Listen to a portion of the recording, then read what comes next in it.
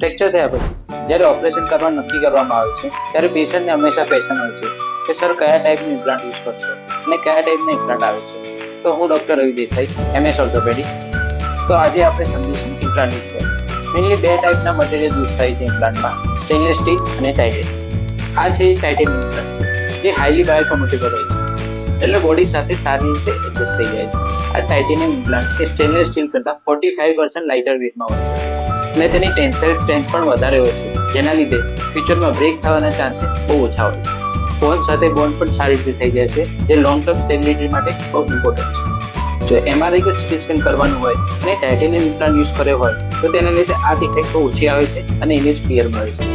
એટલે titanium implant આપણે એમાં યુઝ કરશું જેમાં પરમેનન્ટ ફિક્સેશન કરવાનું હોય, રિપ્લેસમેન્ટ જેવા કે હિપ અને ની રિપ્લેસમેન્ટના મટીરિયલમાં, અને જેને મેટલ એલર્જી હોય તેવા લોકોમાં આપણે ટાઇટેનિયમ ઇમ્પ્લાન્ટ યુઝ કરી શકાય છે. આ છે સ્ટેનલેસ સ્ટીલ ઇમ્પ્લાન્ટ.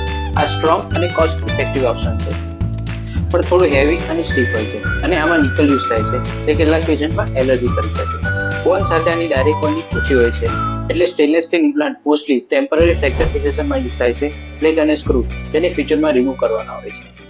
તો કયો ઇમ્પ્લાન્ટ યુઝ કરશો? Titanium implant for permanent joint રિપ્લેસમેન્ટમાં, જેને મેટલ સેન્સિટિવ છે અને જેને ફ્રીક્વન્ટ MRIની જરૂર છે, તો ટાઇટેનિયમ ઇમ્પ્લાન્ટ એ ગોલ્ડ સ્ટાન્ડર્ડ ઇમ્પ્લાન્ટ છે. સ્ટેનલેસ સ્ટીલ ઇમ્પ્લાન્ટ ત્યારે ચૂઝ કરશું જ્યારે ટેમ્પરરી ફ્રેક્ચર ફિક્સેશન કરવાનું હોય અને ફ્યુચરમાં પ્લેટ, સ્ક્રૂ અને નેટ રિમૂવ કરવાના હોય, અને કોસ્ટ ઇફેક્ટિવનેસ એ પ્રાઇમરી છે.